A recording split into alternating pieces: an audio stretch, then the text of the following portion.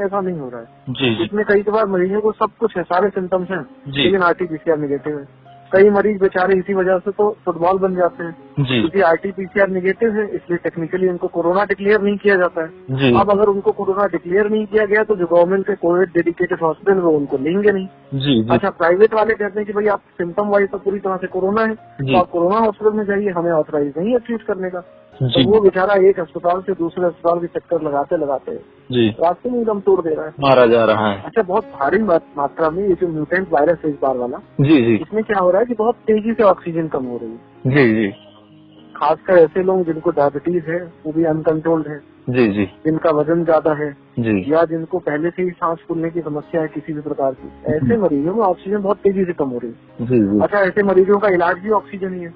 जी। जी। Corona की लोग कहते हैं कि कोई दवाई नहीं है, झूठ कहते हैं। कोरोना की एक दवाई है, ऑक्सीजन।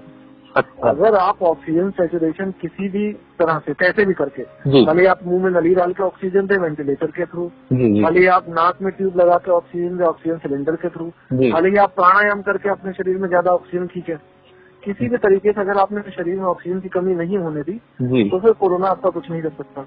तो अच्छा यही है कि ऑक्सीजन की कमी एक बार जब होती है जी। तो शरीर के बहुत सारे अंग ऐसे हैं जी। जो ऑक्सीजन की कमी को ज्यादा देर तक बर्दाश्त नहीं कर पाते, जी। धीरे धीरे वो उनका फंक्शन कम होने लगता है, जी। और उनमें से कोई भी एक अंग गया जी। तो जीवन समाप्त हो जाता है। जी। जी।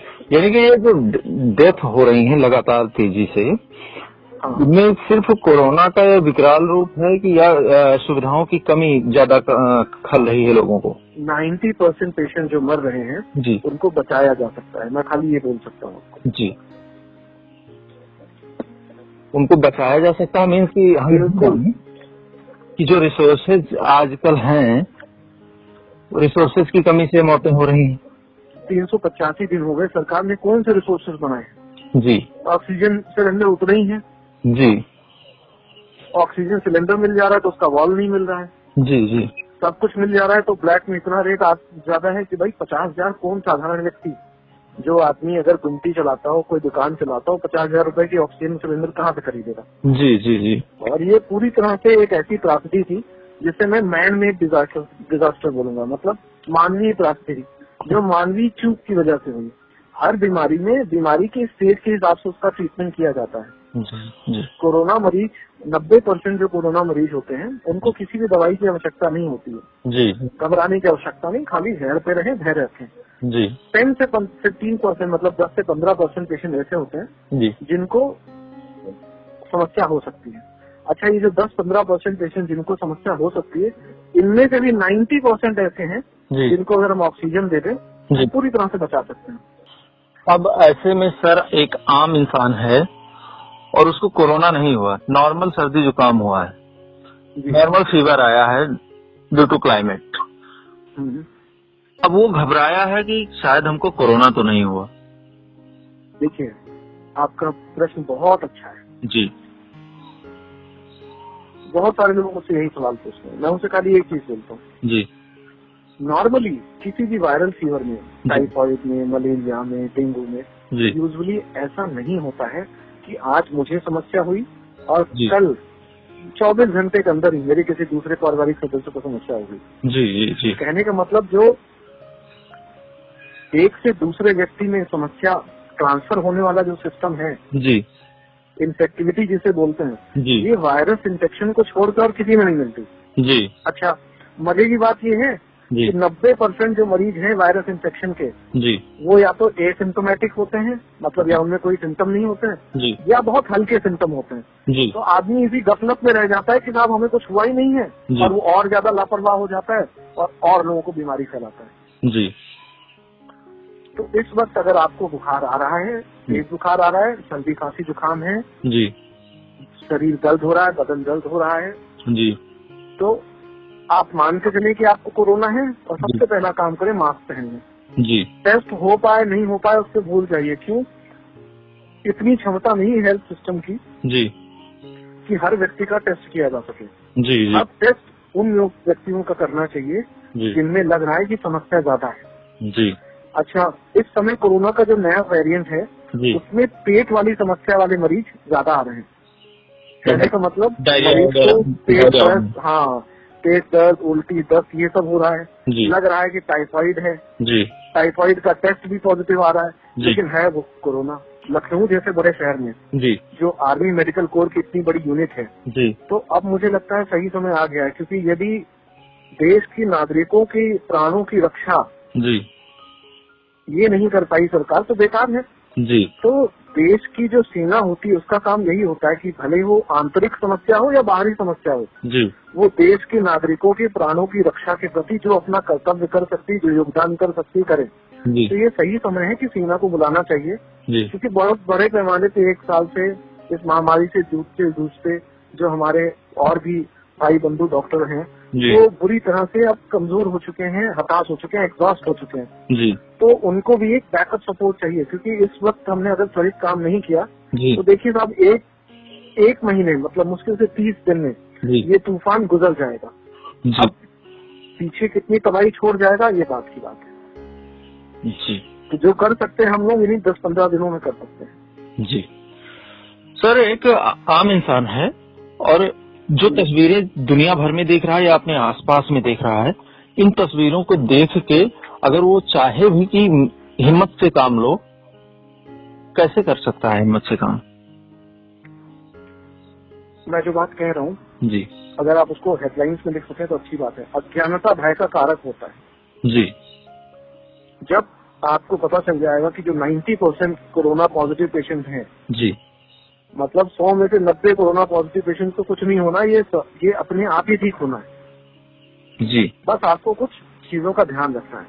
समस्या खाली 10% लोगों के लिए हो रही, वो भी ऐसे लोग जिनकी उम्र 60 साल के आसपास है जी, टीबी की बीमारी है जी, किडनी की बीमारी है जी, लीवर किसी भी वजह से खराब है जी जी, बहुत लंबे समय तक स्टेरॉइड लिया है जी, या फिर कोई अंग प्रत्यारोपण हो चुका है, या फिर अनकंट्रोल डायबिटीज है। तो ये जो इस साल का वायरस है ये पिछले साल के वायरस से 10 से 50 गुना ज्यादा ताकतवर है।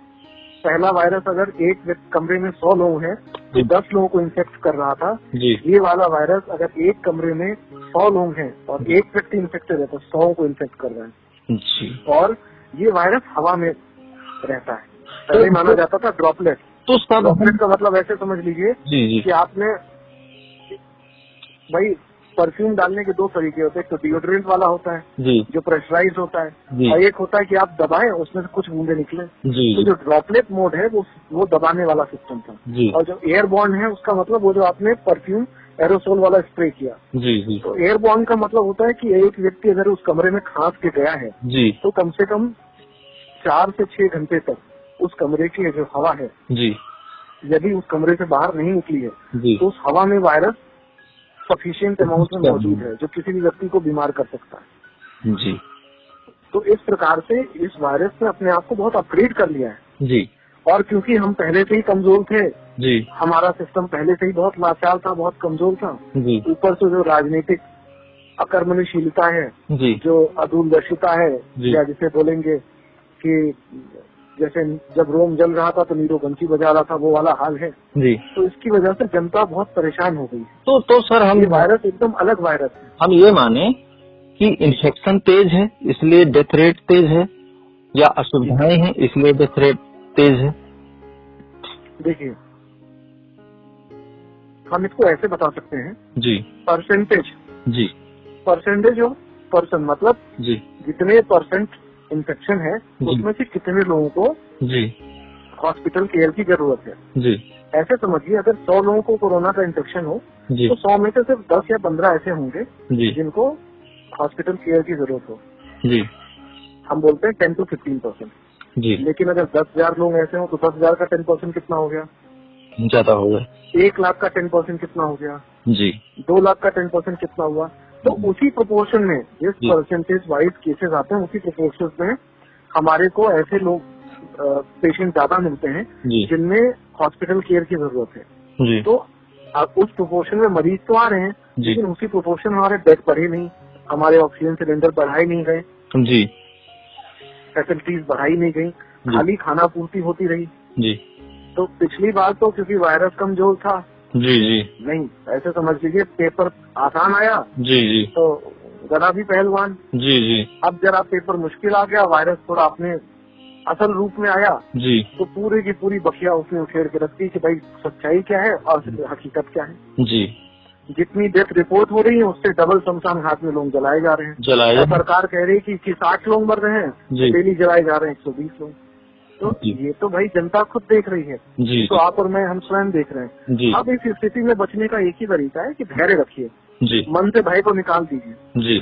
यदि आपको कोरोना हो भी गया तो 90% चांस है कि कुछ नहीं होगा। बिल्कुल वैसे ही कि अगर आप सुबह घर से निकलेंगे तो 90% चांस है शाम को वापस आ जाएंगे। जी जी। भाई हर आदमी जो सुबह निकलता है शाम को वापस थोड़ी आता है। जी। अगर 1 लाख लोग निकलते हैं तो 1-2 का एक्सीडेंट भी होता है, डेथ भी होती है। जी। तो जैसे परसेंटेज होता है उस हिसाब से। तो सबसे पहली बात भय मुक्त रहिए। जी। कोरोना की मॉर्टेलिटी अभी भी 1% है। मतलब अगर 100 लोगों को कोरोना हो तो 100 में से किसी एक के जान जाने का खतरा होता है। मॉर्टेलिटी इतनी थी, पहले 0.9 के आसपास थी। जी। पहले की मॉर्टेलिटी 0.9 मतलब 1 से कम थी। 1 से कम। तो इसकी 1 या 1 से थोड़ी ज्यादा हो सकती, 1.2 हो सकती, उससे ज्यादा नहीं। जी। लेकिन जो सुनाई दे रहा है, जैसे पहले था कि सुनाई दिया कि कोरोना पॉजिटिव आए, पहले नंबर ऑफ केसेस कम थे। जी। तो उसी प्रोपोर्शन में जी जो सीरियस पेशेंट थे वो भी कम थे। जी। तो हम लोग सारी चीजें मैनेज कर ले गए। आपके यहाँ नंबर ऑफ केसेस बहुत ज्यादा है। जी। पहले ऐसे मरीज जिनको ऑक्सीजन की रिक्वायरमेंट है वो दिन में 10 या 15 आते थे। जी। अब ऐसे मरीज जिनको ऑक्सीजन की रिक्वायरमेंट है दिन में 150-200 आ रहे हैं। जी। अच्छा, ये सरकार को पहले से पता था कि हमारी पॉपुलेशन इतनी ज्यादा है जी कि अगर 130 करोड़ का 1% भी ले लीजिए तो कितना हो गया। जी जी।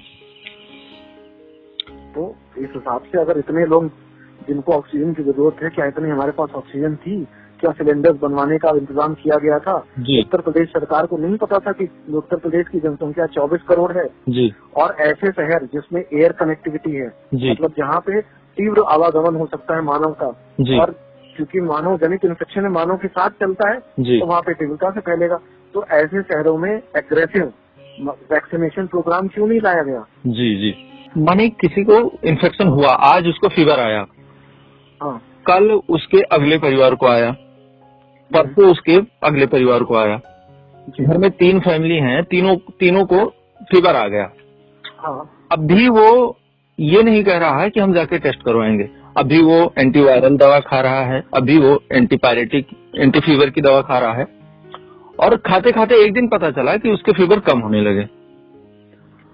जी। फीवर कम हुए, उसको पहले दिन इन्फेक्टेड होने के बाद कितने दिन तक जान का खतरा और कितने दिन बाद अपने आप सही हो जाने का चांस होता है?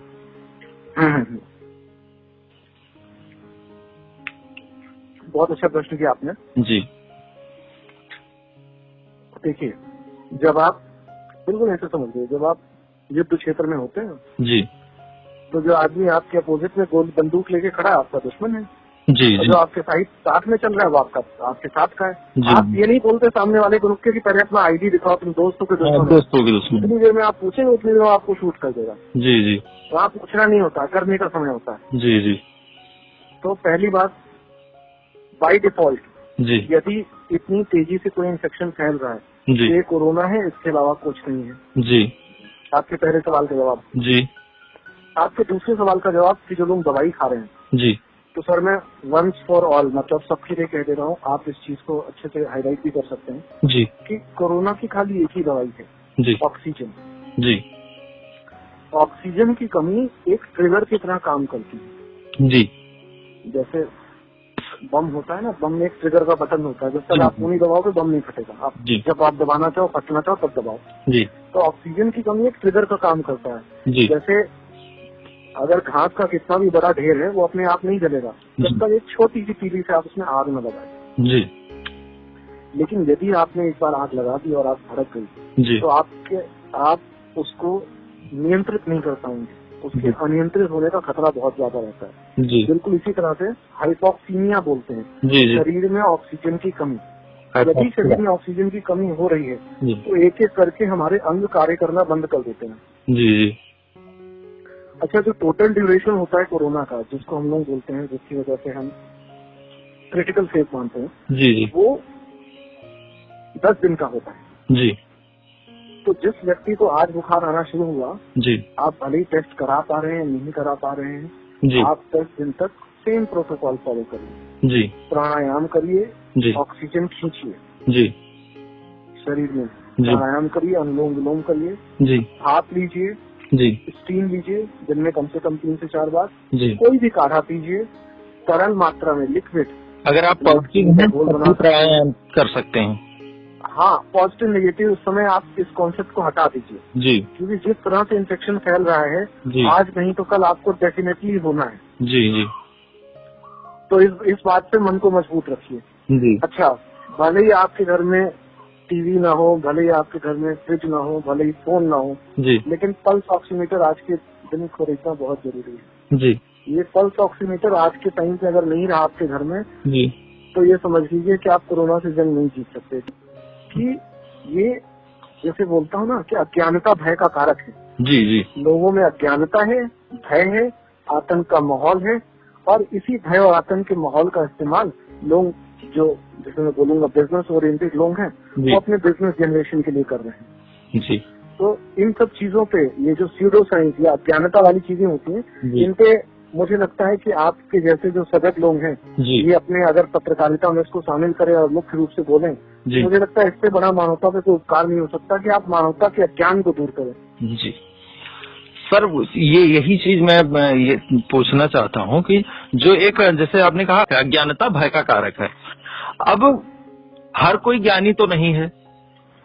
देखिए एक नॉर्मल इंसान है वो नहीं जानता कोरोना के बारे में वो सिर्फ ये देख रहा है कि हमारे चारों तरफ जो पॉजिटिव केसेस आ रहे हैं उनमें से मर रहे हैं भगवान ना करे नंबर मेरा। इसीलिए मैंने आपसे कहा जी कि टेस्ट कराने पे मत जाइए भूल जाइए जी RT-PCR भूल जाइए जी पल्स ऑक्सीमीटर खरीदिए जिसका सैचुरेशन 95 से कम हो रहा है जी इसका RT-PCR कराइए अन्यथा धैर्य रखिए 10 दिन तक जैसा बताया वैसा करिए जी कुछ नहीं होगा। आप 99% मैं कह सकता हूँ यदि आपने ऐसा किया तो आपको कोरोना से कुछ नहीं होगा अगर उसको पूरा परिवार सुरक्षित रहेगा।